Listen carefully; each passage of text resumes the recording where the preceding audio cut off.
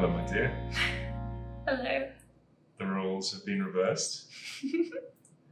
You are here being interviewed, and I am the host.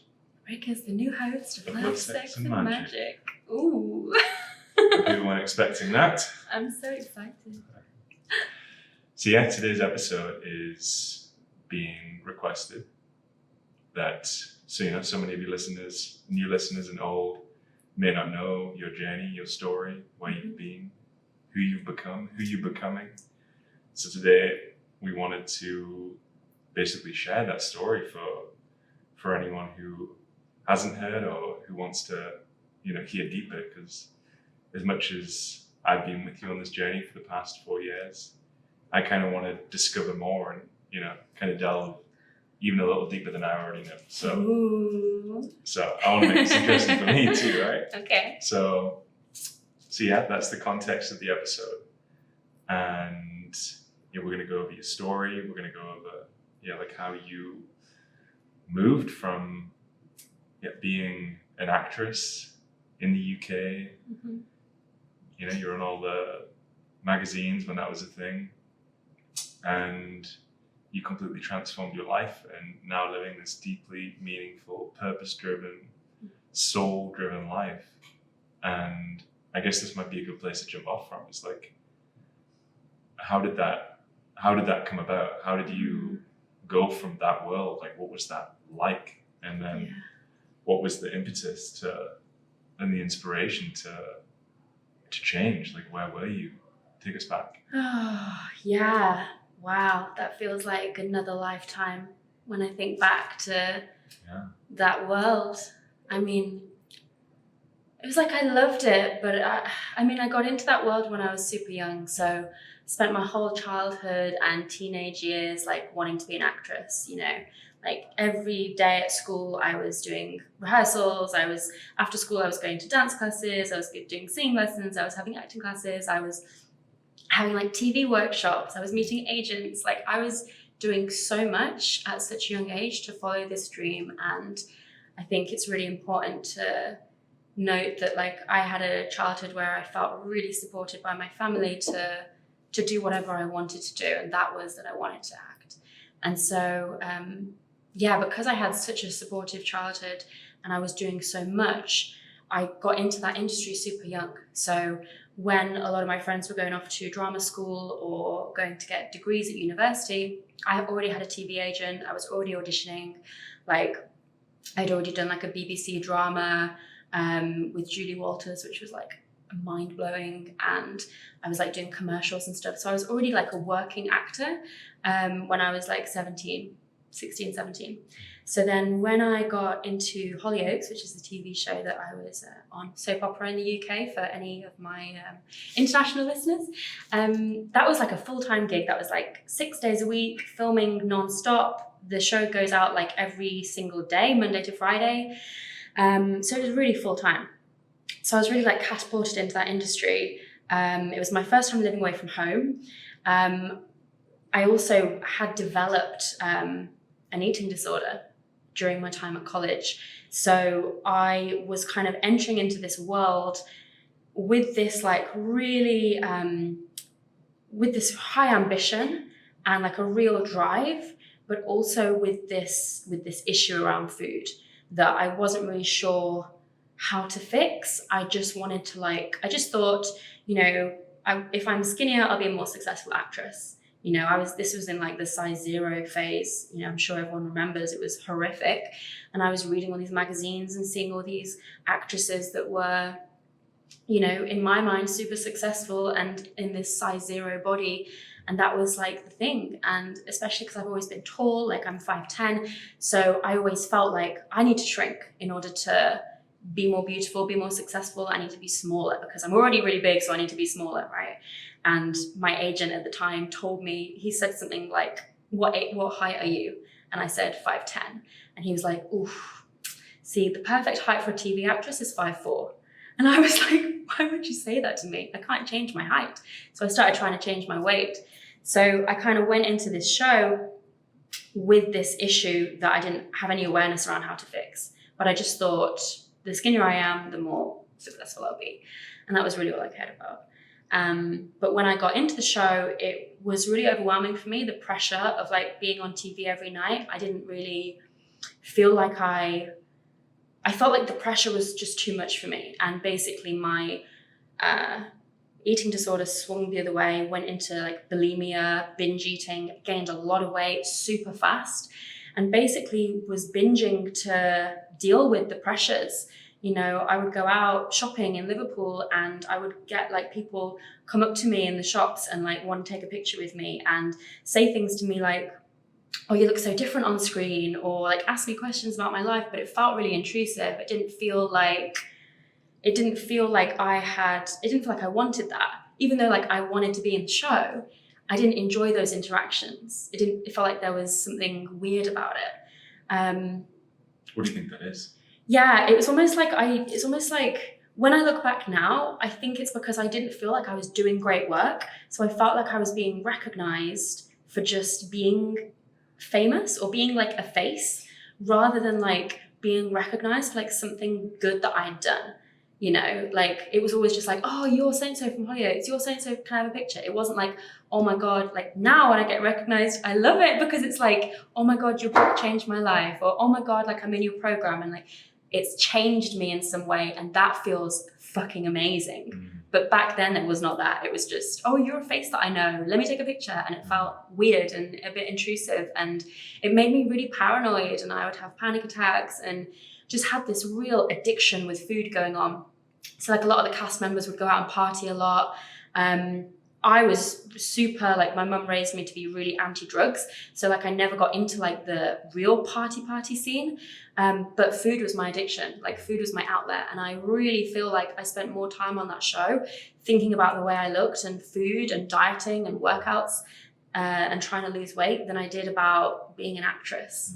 So I've got to be honest, like when I joined that show, I did have a moment where I was like, this is what I've dreamed of my whole life. And for some reason, there was something that was missing. I don't know if it was because I was dreaming of doing Shakespeare and period dramas, and the soap opera life is not the same as that. I don't know if it was because the eating disorder just like took over everything and stopped me from being able to enjoy anything, or whether it was just my soul that was like, this is not really what you're meant to be doing here. So that was an interesting 2 years. And my producer called me up to her office one day and said, you know, I just want to check in that you're okay, because we've noticed on screen that your weight is like really fluctuating a lot.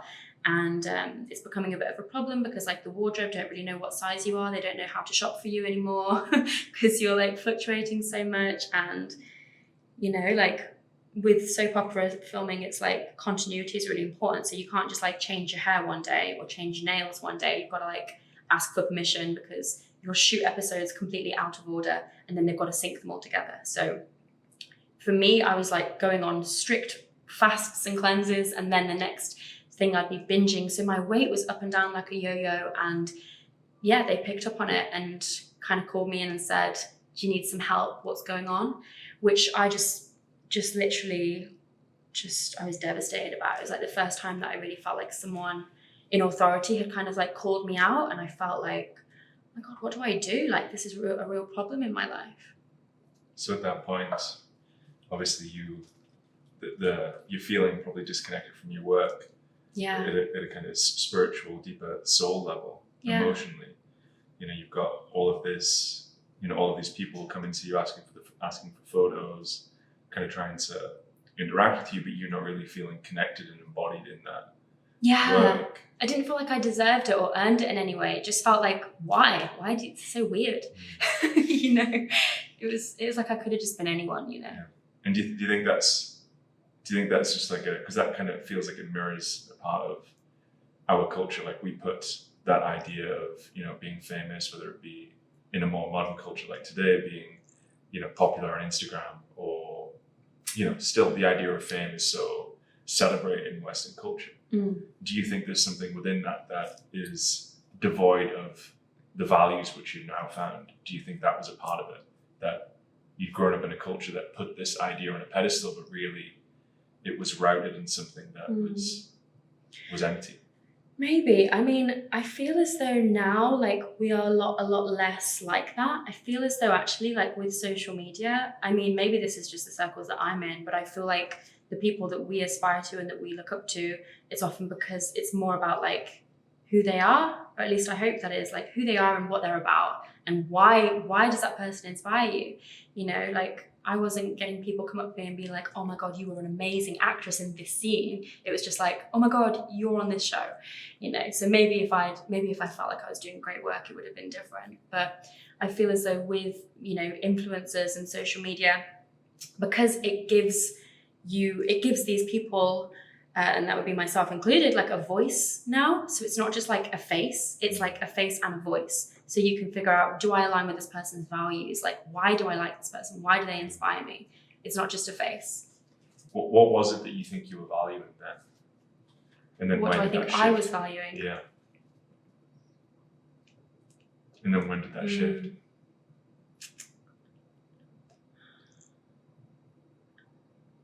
Honestly, I don't really know what I was valuing. I didn't really know who I was. You know, I had spent my whole life trying to be an actress, and then I got it, and I was in this addiction, and I was confused. You know, like I was out partying a lot. I was like binge drinking a lot. I was going to Marbella all the time. Like, you know, you just go there for like a weekend and it just becomes part of life. But I was only like 18, 19. I didn't know who I was. I didn't know what my values were, you know. So what was the point that everything kind of changed for you? Like, was there like a breaking point or a rock bottom where you had this realization where you started, you know, going on this new path, which is led you to where you are today? What happened there? Well, there was quite a lot of moments, like after I left the show, you know, my storyline was like that I had like, what was it? I had like mental health issues, you know, funnily enough. And then I think I got sectioned. My character got sectioned, and I did all this crazy psychotic shit as well, which was really fun. But then it meant that I was leaving the show.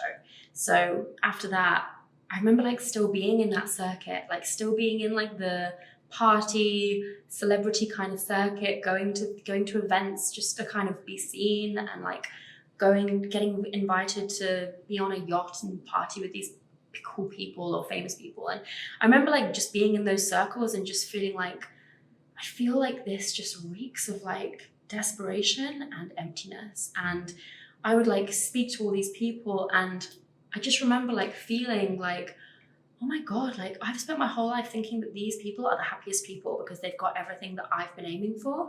And they're not, they're just normal people, and they're struggling too. And in a lot of ways, having all this money and fame is actually really fucking hard for people, because it puts them on this weird pedestal where they've got people looking up to them, but then they're actually miserable.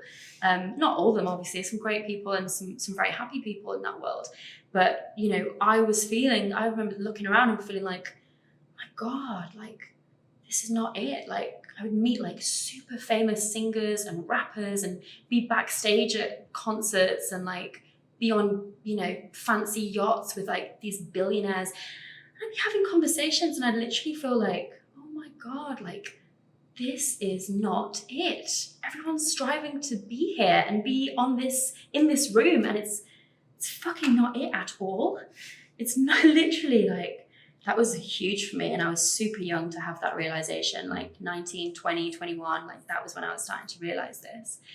And what happened next was kind of like huge change in my life. So my dad got diagnosed with cancer and got given 4 months to live. And it's crazy, it's so long ago, but it still upsets me. Like, I just, he was given 4 months to live, and that was just like a reminder of what's really important. And I still had this eating disorder going on, but my dad had this diagnosis, and my mum and my stepdad, because my mum and dad had split up when I was super young, but my mum and stepdad moved my dad into their house so that he could have his last 4 months in their home, like around the family, instead of like going into a hospice. It's beautiful. Yeah, it was really inspiring. And so I was like there a lot, like kind of just like nursing my dad. And he started reading these books on cancer. And it was kind of like, he didn't really want to fight it. He just kind of accepted it. And I wanted to fight it. And so I started reading these books on cancer. And because I was already obsessed with food, I started reading books about food and cancer. And then I discovered this book called The China Study, which is all about nutrition and disease, basically. And I became like obsessed with learning about plant-based living, which was essentially, tons of studies that basically show that the more plants you eat, the less animal stuff you eat, the more, the less likely you are to get all these different cancers. So I was trying to convey this to my dad and trying to say like, why don't we, get you having some juices or things like this? And he was just not up for it, like wanted to just enjoy his last few months really. So after he died, I just basically became hellbent on like learning about food, learning about health properly. And then, like starting to get the message out to other people, because I had this eating disorder, but I didn't care about health. Like I was drinking Diet Cokes, I was eating Percy Pigs, like eating Haribo. Like I didn't know squat about health. I didn't know. Like my mum raised me healthy, but I just saw that as like boring. I would never order a salad because I was like, oh my God, boring, but I would like starve myself by having like Diet Coke, diet soda, coffee and sweets. It was this warped mindset that I had. So yeah, I just became super obsessed with veganism and plant-based living and decided to train to become a health coach to start sharing the word about that. So that was like when I started this business, which started out as just like a food blog sharing vegan recipes, which were, some people said they were right. They were okay, but it was just a passion. I felt like if I'd have known all this stuff about food, then if I'd have known that earlier, maybe it could have, changed things with my dad. So I wanted to do this like in his legacy. It's beautiful. So it was born out of the passion and love for your dad, and obviously that led you to learning about food. But I'm curious, at that time, did you have was that helping with your eating disorder, or was there more going on there? Was that fueling the eating disorder, or was that bringing light to what was going on? So a bit of both, because like I managed to stop binging on sweets and Diet Coke. But instead I kind of swapped that and started doing a lot of juice cleanses and would binge on things like packets of medjool dates and nuts. So I kind of changed the food, but my relationship with food was still the same. So my relationship with my body was still really negative. My relationship with food was still negative. I had all these like vegan meals, which was great, and I felt good on them, but I still didn't love myself. I still was like binging and starving and yo-yoing. And I kind of realized, wow, I haven't actually healed this eating disorder from learning all about vegan food. Like what I've actually done is just changed it for a new kind of eating disorder, like an orthorexia type of eating disorder, which is like obsession about health. Like I would read every single label, like I had nothing that was ever processed. Eating out gave me so much anxiety, literally. Like if I ate out once a week, I would literally like want to stay in for like a week to detox afterwards. It was crazy, so unhealthy. And the moment that I realized that I wanted to change that was when I realized how important it was for me to be a mum one day. And I remember like having this moment of like looking at my body in the mirror and imagining like getting pregnant. As you know, this was like with an ex-partner, and we were talking about it, and there was like a serious conversation that we were having about like maybe it's time for us to start trying for a baby, which now is crazy for me because I was like 23 or 24, something like that. But I felt so ready, I really wanted to be a mom. And I looked at my body and just like imagined my body being pregnant and like growing a baby inside my body. And I was just like, what the fuck are you thinking, Mel? Like, you can't have a baby grow inside you and be abusing your body at the same time and being on these crazy diets. Like, something inside me, like this instinct just kicked in, and it was like, this is wrong. This is wrong. I can't raise a baby in this body doing that to my body. So I need to figure that shit out before I even contemplate the idea of motherhood. Because I was like, if I have a child, like, first of all, I was so worried about, like, oh my God, if I'm pregnant, I'm going to gain all this weight. How am I going to lose it? Which shouldn't be the first thought that enters your mind if you're healthy. And then the next thought was like, oh my God, I'm going to pass this awful relationship with food and my body down onto, a daughter or a son. And that was just like, I just couldn't handle that thought. So I went on this journey of healing my relationship with food, learning to love myself. And basically at the start, that just looked like throwing away my scales, getting rid of the, fat burners and laxatives and just like bullshit that I was taking. And just let my body, I literally was just like, I'm just going to eat whatever I want and just let my body find where it wants to be. And if that's a stone heavier, I'm just going to get over it and I'm going to live with it, because I care way more about being healthy so that I can raise a family and passing down a good relationship with food and my body to my kids than I do about me fitting into a size 8 jeans, whatever. Yeah, that's amazing. So it was like almost like your body's knowledge and wisdom just spoke so deeply to you that it was like, I've got to change this, because you didn't want to pass that down, which is beautiful. It felt like it was God speaking to me. Right. Wow. I was not on a spiritual journey at that point, but that was like the first time where I literally felt like I heard a voice.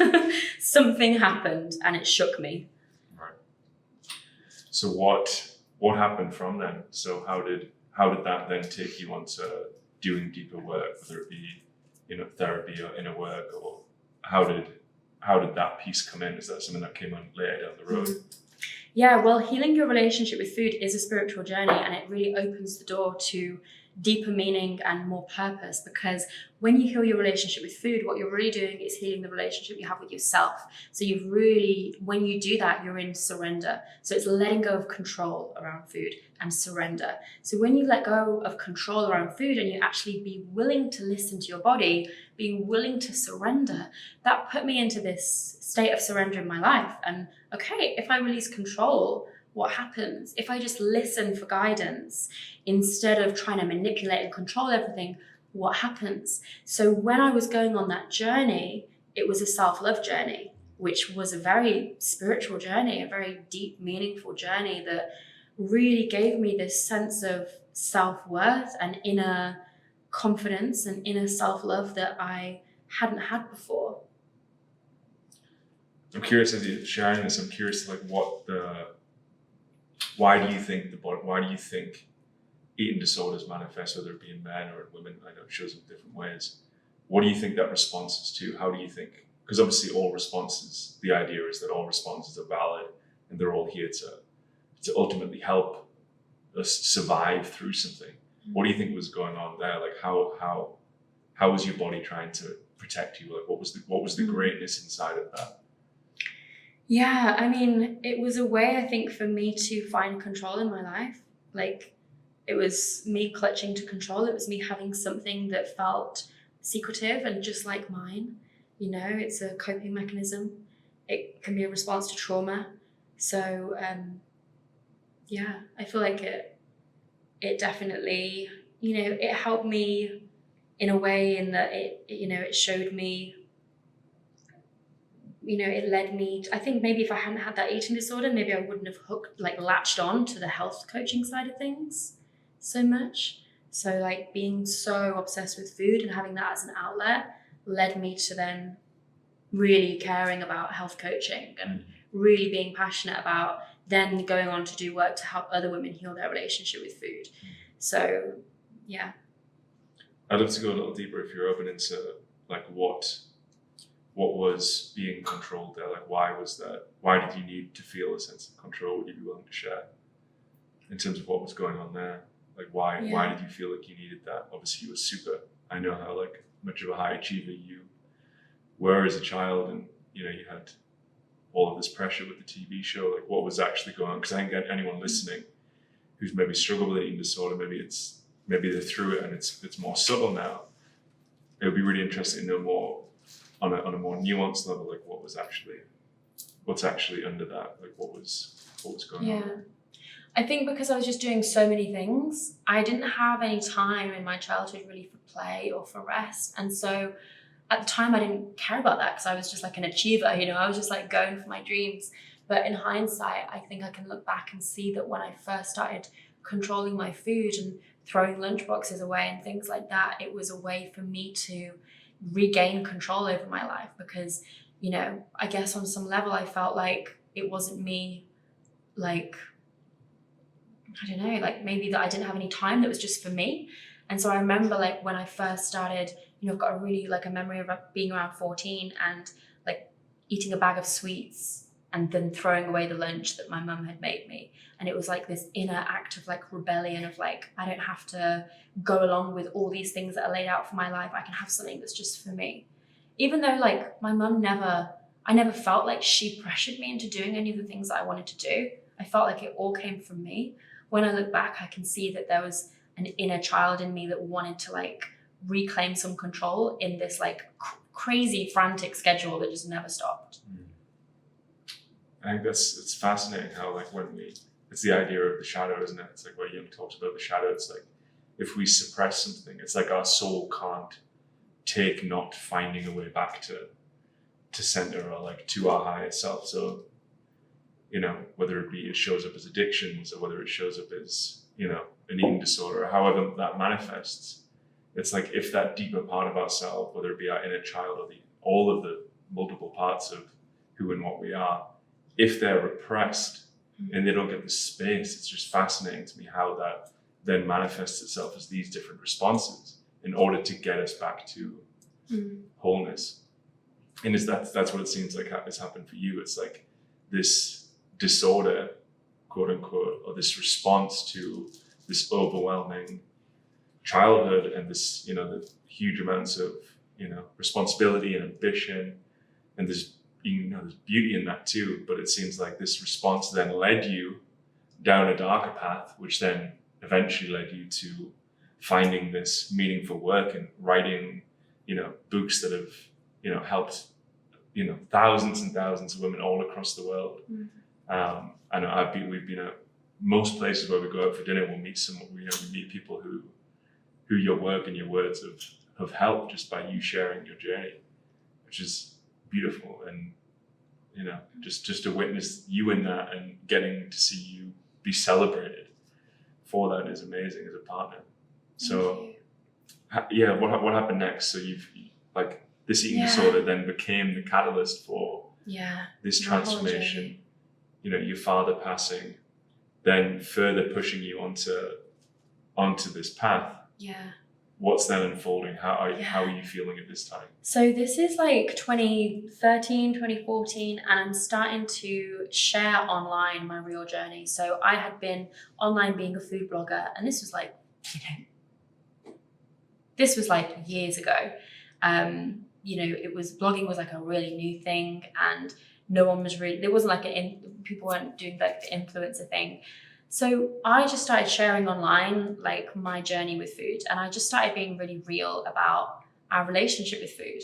And I talked about our mindset around food and why like we do weird shit with food, because the more that I spoke about this stuff online, the more women would reach out to me and be like, oh my God, no one's speaking about this. Like, thank you so much for talking about this. I've got an eating disorder and this is really helpful to me. So I basically started giving free advice online to people going through eating disorders on their healing journey. So I was getting rid of the rules, I was throwing away my scales, I was just intuitive eating, trying to figure out how I could create a healthy lifestyle without restriction. And I was just sharing what I was learning. I was sharing tools to help me stop binging. I was sharing tools to help me, you know, talk to myself in a loving way, tools to help me love my body more. And people were just responding in such a huge way. And so the health coaching certification that I got, that I was intending to, you know, help people live more plant-based, I just decided, well, I'm going to coach women and help them heal their relationships with food. And it lit such a fire up my ass that I literally just didn't stop. I just fucking went for it. and I created an amazing program. I was getting like amazing results for my clients. And that led to me getting a book deal with Hay House, and then a second book. And I was just like, I just felt so lit up by this work. It meant so much to me. It does mean so much to me still. And just like, that was like the first time where I really felt like, wow, like I'm getting to help people by just me sharing my story and sharing my experiences and sharing what I know and what I've figured out. Like, I've just figured some really interesting things out that have helped me. And I'm now just sharing those. And there's all these women from around the world that are just like reaching out and like it's changing their lives. And I was just like, this, I can do this for the rest of my life. You know, like there is nothing better than this. And so, getting emotional. So, yeah, I started putting on retreats. Just started growing this business really. And it was just from this. How are you feeling? I'm just feeling just a lot of love and a lot of gratitude. And it just really means a lot to me. It just means so much to be able to help people if they're in the same place where I was at, because it was such a dark place. I really felt like I would just live with this illness, this addiction for the rest of my life. So, you know, to get to help others find a way out of that was just magic, really magic. So yeah, I just went for it, you know, like I was still doing bits and pieces of modeling and different kinds of work when I started my business. But as soon as I could survive by myself, just in the business, I was doing it.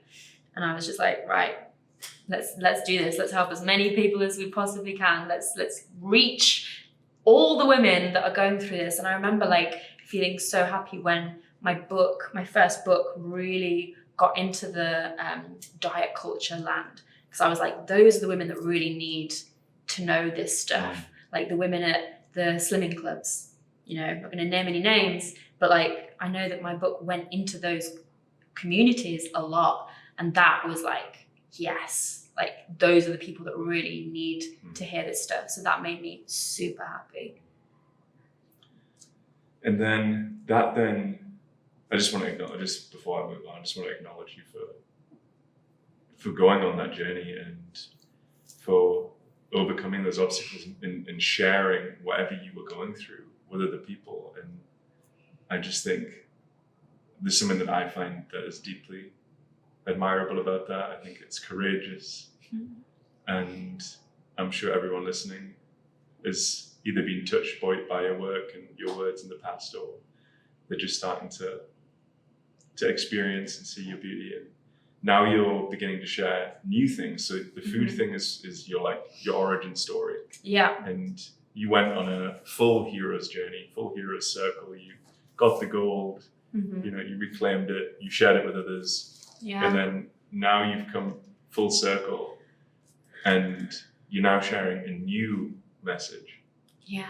You're sharing about love, you're sharing about relationships, you're sharing about sexuality, sensuality. Yeah. Where has this stemmed from on your journey? And yeah, I'd love to hear. I'm sure people would love to hear how that came about and where your passion comes from that. Yeah, so there's a couple of different pieces to it. The first thing is like, from all the years that I've been working with women on their relationship with food and their bodies, sex always comes up. Like there's either sexual trauma, there's wounding around sexuality, or they just don't feel empowered in their sexuality because of the hatred that they have for their bodies.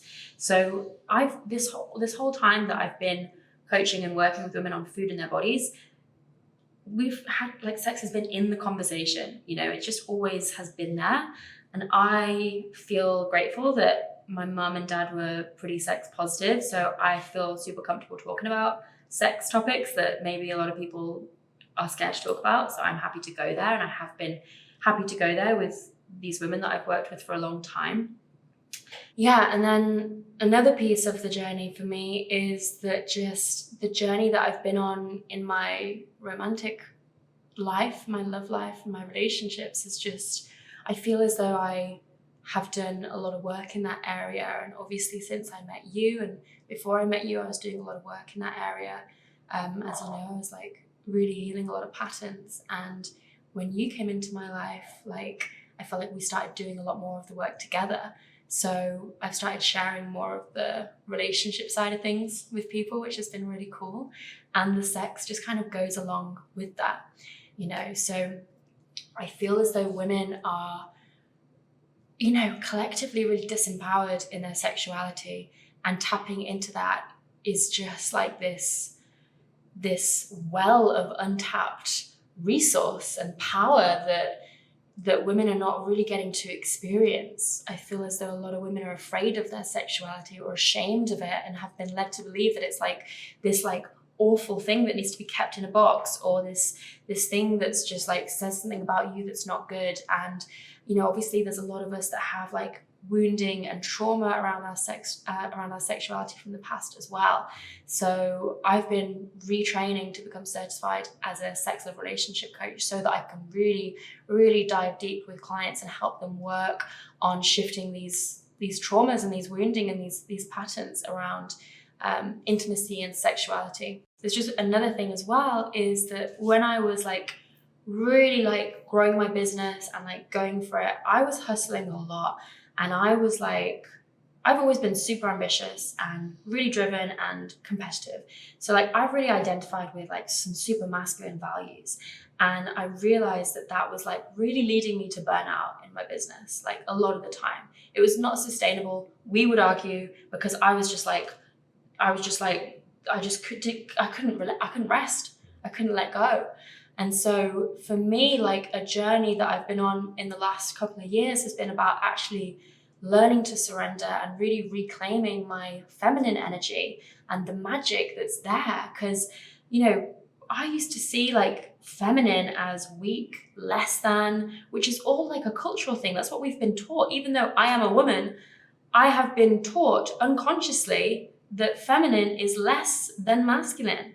You know, like going to church and not seeing any feminine figures, you know, having the Holy Father and Almighty Father and no Almighty Mother, you know, having Jesus and 12 disciples who are all men. You know, where are the women? Where are the strong women in our culture to aspire to? It's, you know, we've got women that are disempowered in their sexuality, disempowered in their bodies, and disempowered to like really show up in their life and who they really want to be in the world, because they think, well, I'll never be able to do it as good as the guys can do it, or how am I gonna get the opportunities that men can get?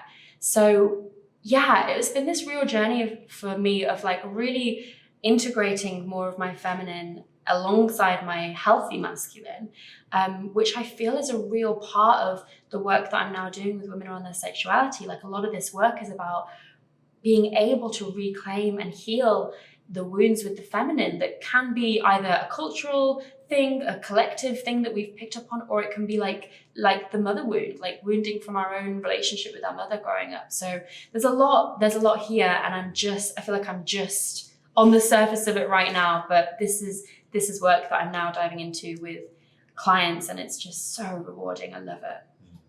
I've seen that transformation. There's a few amazing points just in that last segment you shared, but I've witnessed that transformation of you from, you know, the beginning of our relationship 3.5-4 years ago, just how, you know, driven, business focused you were, and who some of your mentors were at the time. Mm-hmm. And then how that's changed over time to, you know, I see who your mentors are now, and I've witnessed this, albeit slow for me, transformation. But really, in the last 4 years, you've really transformed how you work. You've transformed your energy and how you're showing up in the world, and you know, you're creating more than ever, ironically. Yeah. But doing it in a way with what to me seems like grace. Thank you, babe. I think it just feels more like alignment and flow, and less like stress. Yeah. Don't get me wrong, I still can get stressed out, but it's a lot less frequent. Yeah. And just diving back into the point that you made about the church in Western civilization, I think that is a huge point, even just as a man. I know we've had these conversations, but just as a man, I think the fact that the archetypes of Western civilization are mostly male figures, Mm. isn't just damaging for women, of which it is massively, but it's just the idea that there is, you know, the key archetype in our culture is masculine, is damaging to the men, and it's been damaging to me. You know, it's like there's so much that the feminine brings. Like the feminine, if the masculine is the container, then, you know, the feminine is the water for the container to in itself exist. So it's almost like the feminine brings us life, literally brings us life. Yeah. But it brings us life in our day-to-day life. You know, even as a man, being more in touch with my feminine, it allows me to be, it allows me to see the beauty, taste the beauty, feel the beauty. Mm. Whereas when that's removed, which it was for me in my past, I would just be in do mode, you know? Yeah. And I'd be missing the reason to do. Mm. Yeah. I remember, like, I actually just did a post recently on this where I put all of my worth on doing. And it was just like, what have I done that's good? What do I do that's worthy? And I forgot about being. Like, I forgot about, well, who am I as a person? Like, I put all my worth around achievements and being the best and, you know, building and creating and like doing all these things. And, you know, I wasn't paying as much attention to things like friendships and family and love and connection. You know, I was really prioritizing work above everything else. And I remember actually like having a breakthrough moment with you.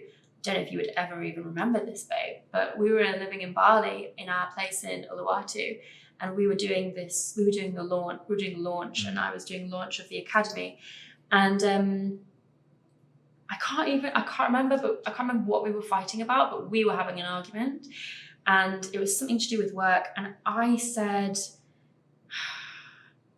I can't even remember how it came about, but you said, your whole worth revolves around your work. Like, you're not just your work. And when you said that, I was like, yeah, I am. Because I felt like, well, without that, who am I? I don't know. And that was like pivotal for me. It was huge, because that was when I realized, oh my God, I've been pouring so much into this business that I don't know who I am without it now. You know, so I've really been focused on getting to know who I am outside of the work that I do, and caring and like focusing more on how I'm showing up as a person outside of the business, you know, because I think I put more energy into how I was showing up for clients than how I was showing up for like friends, I guess, or just myself, to be honest. Just to caveat that, I've always seen you show up in beautiful ways for your friends and your family. So. I mean, yeah, like I wouldn't say that I was ever a bad friend or a bad daughter or anything like that. I just was so focused on work that it always was secondary. Yeah. Work always came first for me. Yeah. So I've been switching that and making a lot more time for play. Like in the last few years, I've played so much. We've been on so many adventures. I've learned so many new skills that have nothing to do with work. You know, like I've learned to skydive. I've learned to paint. I've learned to dance again. I've learned to free dive. What else have I done? Learned to snowboard. Like, just like let myself do things that have no ROI, you know? So that's been amazing. Yeah. And you've been a big part of that, babe. Thank you, babe.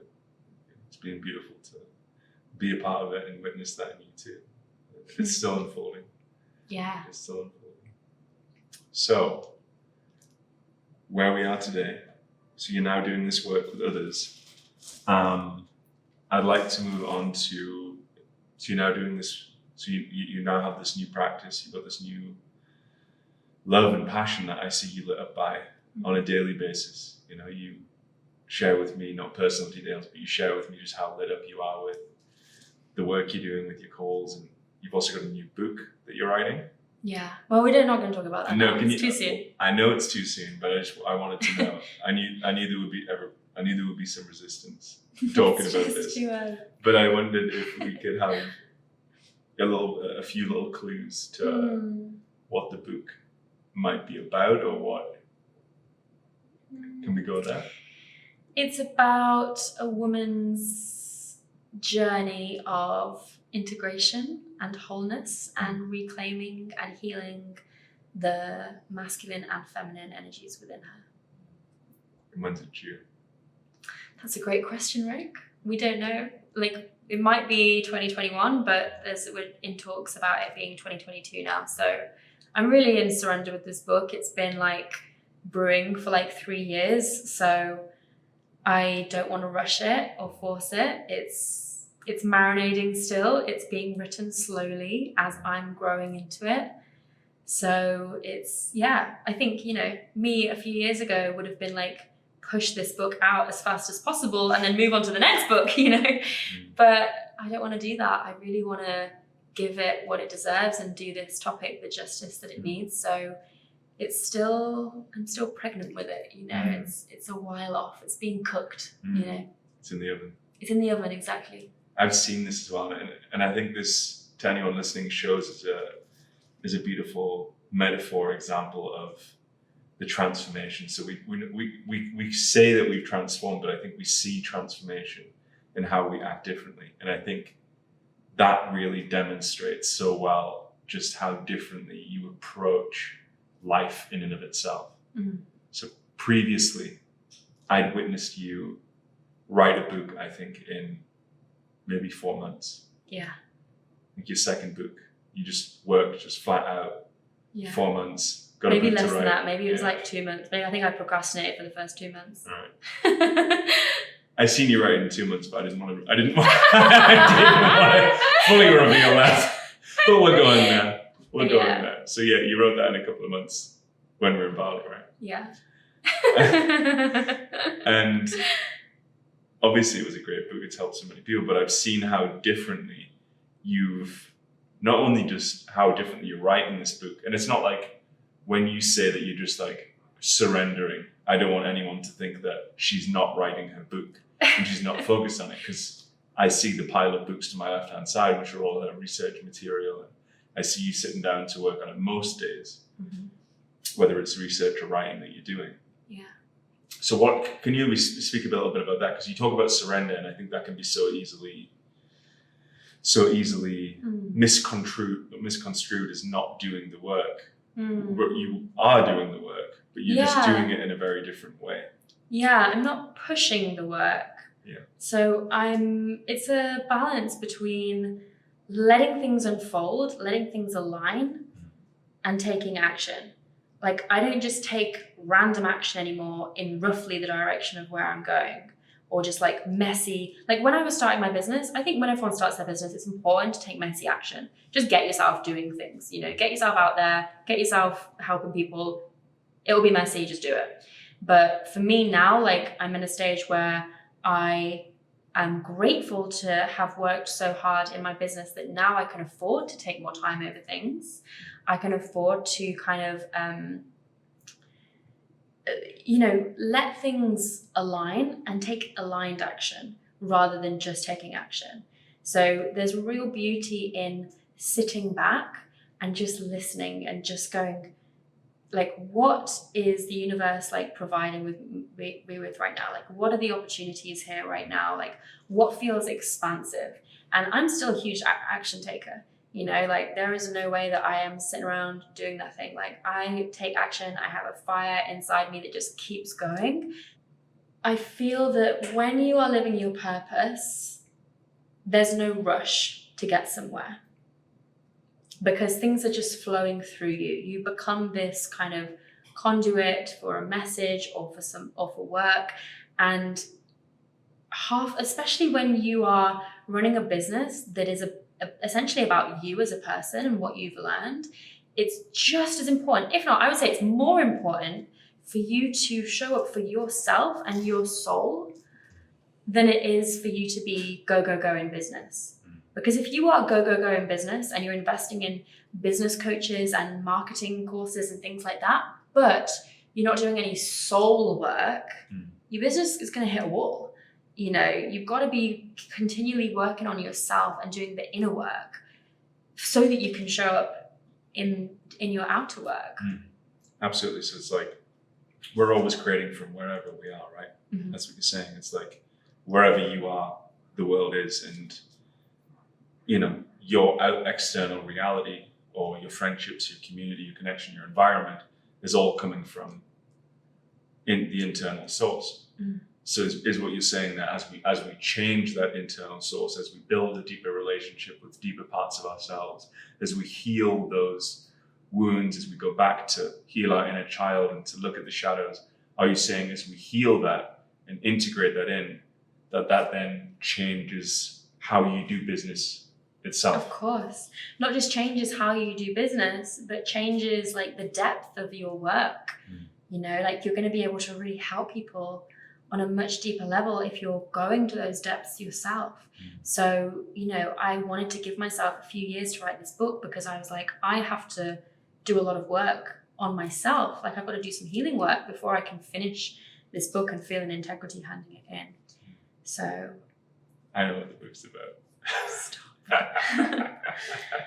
But yeah, I've you know, since I started becoming intuitive with food, it's really connected me to my intuition. So my intuition is super strong. I have a really good relationship with my intuition now, and I know. You know, yeah, I know, yeah, but as you know, like, you know, we both are super connected to our intuition, and we follow those intuitive urges and those intuitive knowings and those pulls. We listen all the time.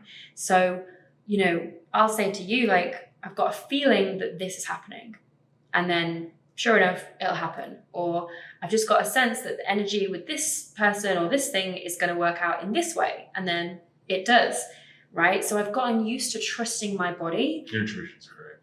Thanks, babe. Too good. I can't get away with shit.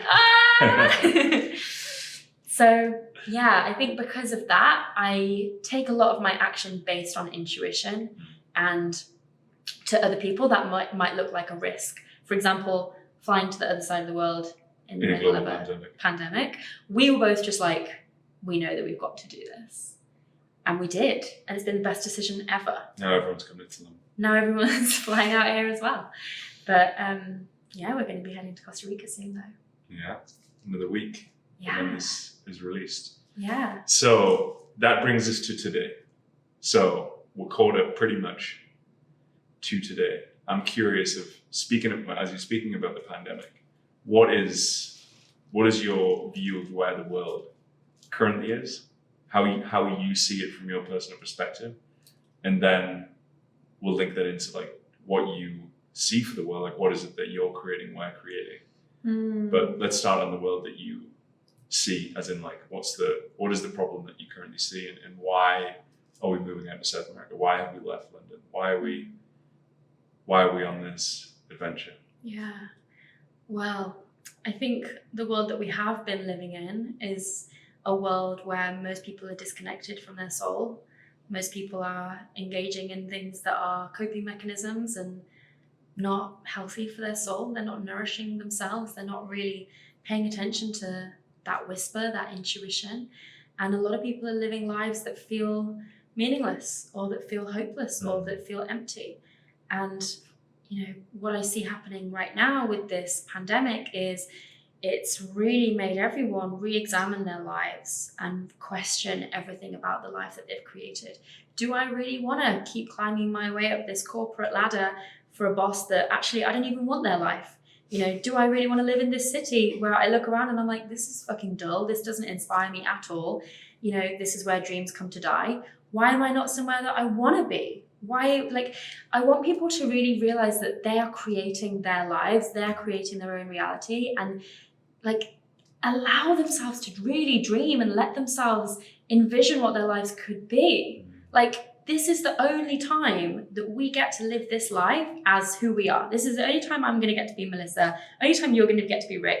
Like, people, like, why, like, do you know what I mean? Like, why are people not, like, really just, like, going for their dreams and, like, creating the life that they want?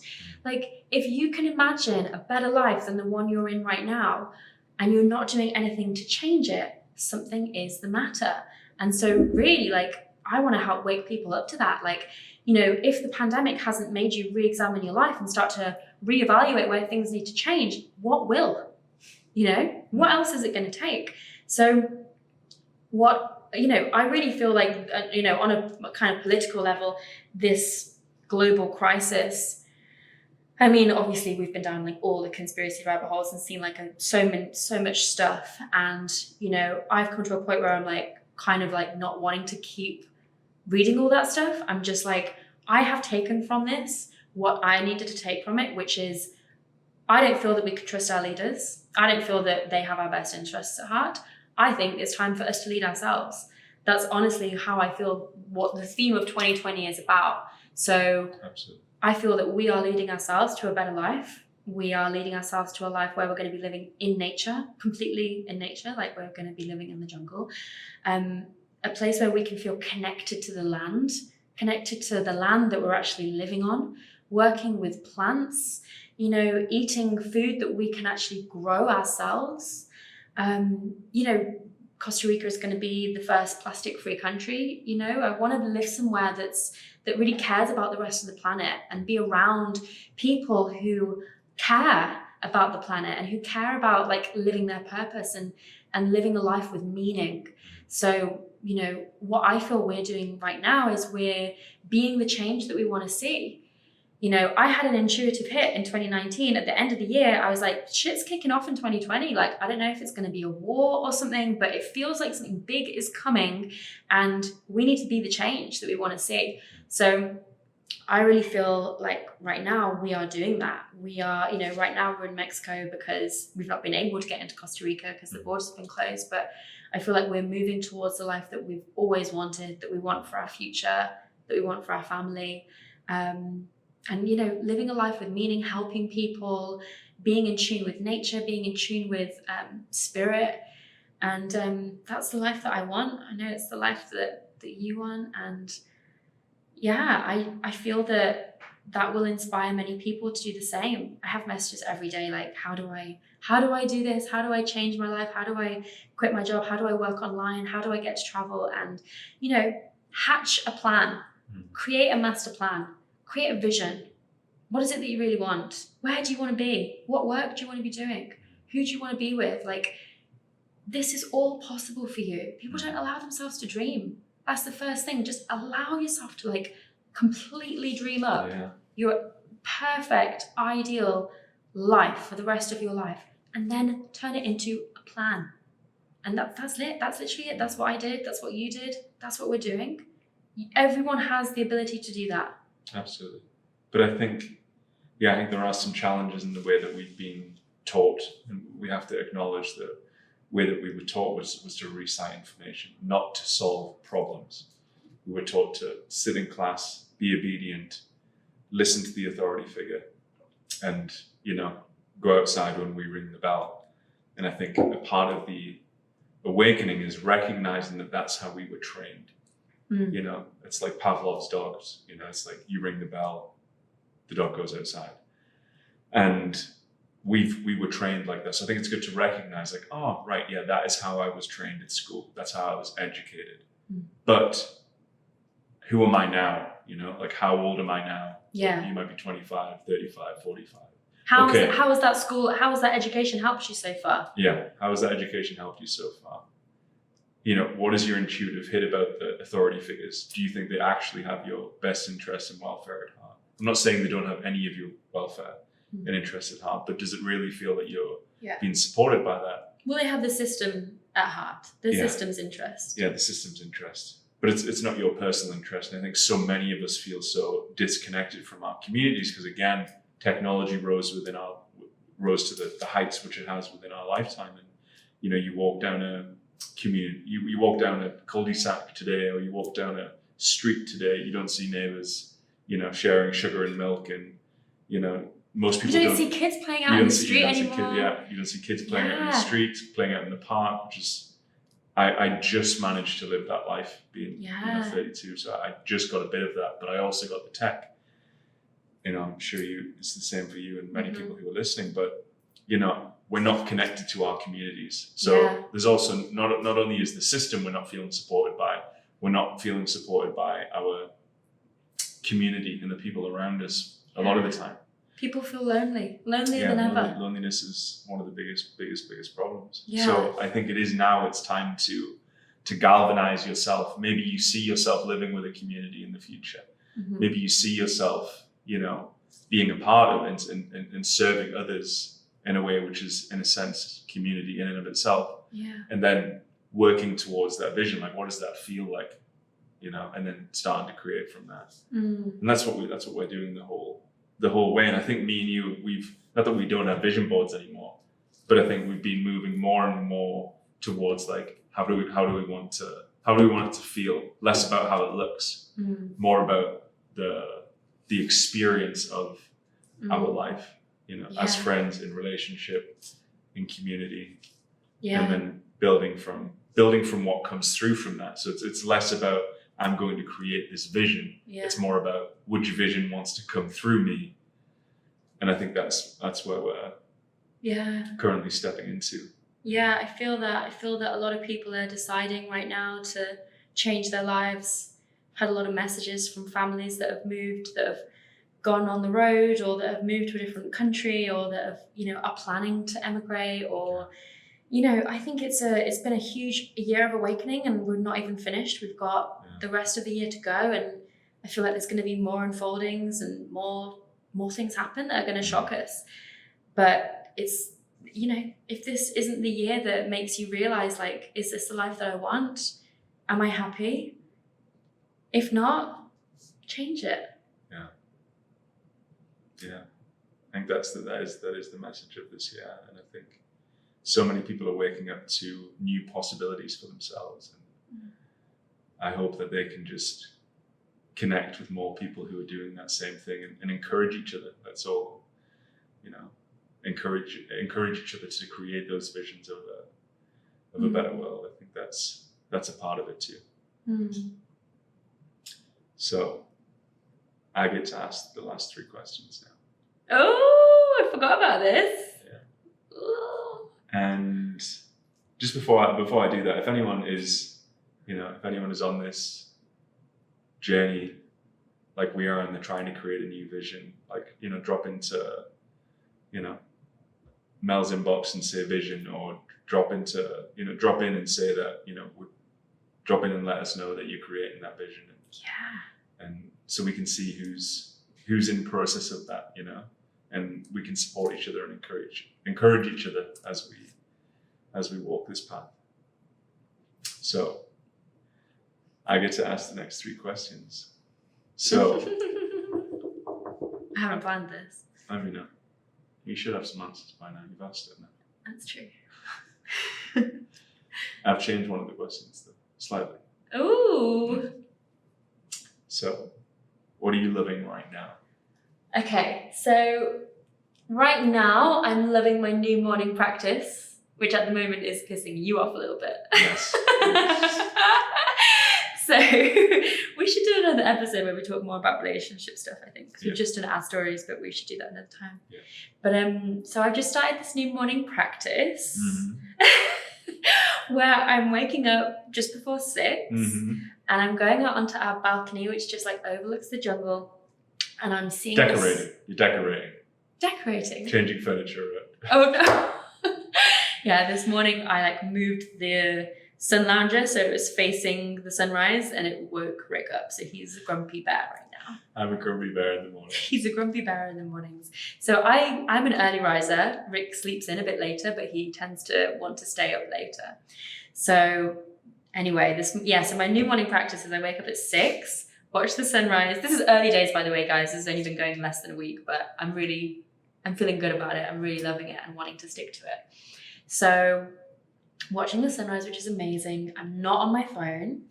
I am, first of all, doing yoni egg practice, which you guys will maybe have heard me speak about on different podcast episodes with different sex experts or sexperts.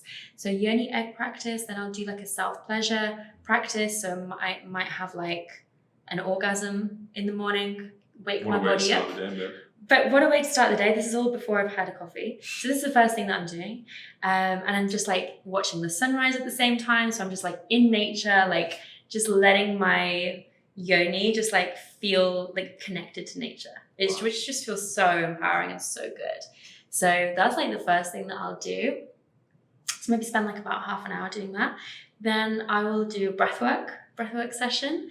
So breathwork is something that I only recently got into, like a couple of years, like have been doing it on my retreats. And I know it's something that you, Rick, feel really passionate about, as it's something that you are now venturing into. So I'll do like a breathwork session for myself, which is like about 15 minutes. Then I'll go into a meditation. So like I don't do guided meditations at the moment, just like completely listening to the sounds of nature. And I find that breathwork leads me into a really nice meditation. So I'll do that. Then I'll do some journaling. Then I'll read some of my book. Not the book that I'm writing, just a book that I'm reading to inspire me. And then I will do like a little workout, like 20-minute workout or some kind of yoga or some movement to get the body moving. And then I'm ready to go. So that's my morning practice. So I'm loving that so much right now. And, you know, I've not been like, Rick is super disciplined. Like Rick, you've had a morning practice, like literally since I met you. Like since I met you, you've been like every day meditation, journaling, you know, now it's breath work and meditation and journaling, and you never waver on that. I've been a lot more like ebbs and flows, and I'll go through phases of doing nothing, and then I'll go through phases of doing like this whole routine, and then I'll go through phases of just like waking up and being on my phone, and I'm like, this is terrible, like let's not do this anymore. So yeah, this is my new morning practice. I love it, and maybe it'll stay that big, maybe it'll get shorter, I don't know. At the moment, I'm loving getting up that early to see the sunrise. So yeah, your energy the last few days has been amazing. You've been like, I wake up to you at, you know, like 8:30 and you are alivened, aren't you? Yeah, and you're like moly. And I'm moly because I've been woken, my sleep's been woken up at 6 o'clock. Oh, I'm trying to sneak out. I'm trying to be like loud sneaker. I'll try and work on my getting out of bed really quietly. Yeah, you will. Okay, so what? She's playing footsie with me under the table right now. Whilst I ask this question, what turns you on? Oh, you know what turns me on. I do know what turns you on. But for the listeners, what turns you on? You know, this is going to sound really corny, but I'm going to try and describe that feeling when we have like the heart horny feeling. Heart on, we call it. Yeah, we call it a heart on, because it's like we get horny in our hearts as well as in our genitals. And so what really turns me on is when I feel like I'm really being able to show up for you and support you and be in devotion to you. That turns me all the way on in my heart and in my pussy. Oh my God. Just comes online on fire. So like feeling that love and deep connection, and we also feel that when we talk about our future together. And yeah, for me it's like showing up for you, my man. Like when I got to do the photos at your breathwork session the other day, I got to take the pictures. I don't know, it turned me on, not in like a sexual way, but just in like it just filled my heart with like, oh my God. And then that does turn me on. So yeah, just like being able to give back to you turns me on. I love our hard on moments. Yeah. I'm trying to think of like other times when we have heart on moments. There seems to be like sporadic. It'll just be like a random moment of connection. Yeah. We'll feel deeply. We'll be talking about something. It might be about the future. It might be about what we're creating. There's something that we talk about, and our like bodies get turned on at the same time. I feel it deeply when I feel like I'm giving to you or supporting you, and like in devotion. And I also feel it when we talk about our future family. And I feel it then too. Yeah. All the feels.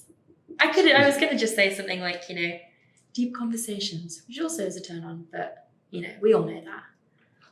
I'm pretty sure that's what I said on my episode. No, it's not. Is it? I think we'll put it in here. No. Deep conversations are also obviously a turn on. That goes without saying. Okay. Okay. You can cut that out if you want. Be cutting most of this outro. I wanted to know, this isn't normally the question, but I wanted to know what was the most magical experience that you can recall in your life. Oh The my most God. magical experience. Like, what experience have you had that when you tune into magic, you're just like, yes. I don't know what this answer is for you, so I'm about to answer. Oh my God. So many times. It's hard to come up with like one that's like the most. But if you were to trust it, if you were to tune in now. Yeah, so the thing that's coming up for me is quite a recent thing, which was here in Tulum, where we were supposed to be in a temazcal on a Monday night. We showed up, couldn't get in, it was full. So we ended up just having dinner, but it was the night of the full moon. And after dinner, we walked along the beach. It was like 10 o'clock at night. The beach was lit up by the full moon. And we were just walking back to the car. We were just like, let's walk along the beach back to the car, which we would never have been doing if we'd have been where we were supposed to be that evening in the temazcal. So, which is a sweat lodge for anyone wondering. So we were walking along this beach and we were with our friends, Alex and Jake. And then we see this huge turtle walking down into the ocean. And I mean, I love turtles so much. Anytime I'm ever getting to swim with turtles or be around turtles, right? We're talking like a couple of meters, like massive, the biggest turtle you can imagine. But I think I just want to say, like, context. I have a thing with turtles. I'm just obsessed with turtles. I just love them so much. I just think they're so cute and so beautiful, and I just love them so much. And so for me, like, just being around that animal is magic on a whole nother level. So to see it that close, like going into the ocean after it had been laying its eggs, wow. So we kept walking down the beach and we kept seeing all of these gigantic turtles literally come out of the ocean and onto the sand, like scurry around and like bury and dig and bury, like, you know, find a nest to lay their eggs and sit there and lay their eggs for like an hour and then go back into the ocean. Like, literally, this only happens the night of the full moon. The full moon is when mama turtles are laying their eggs. Oh my God, how magic. So literally we're just walking down the beach and like, oh my God, how many was it? Like 10, 15 massive mama turtles coming in and laying their eggs.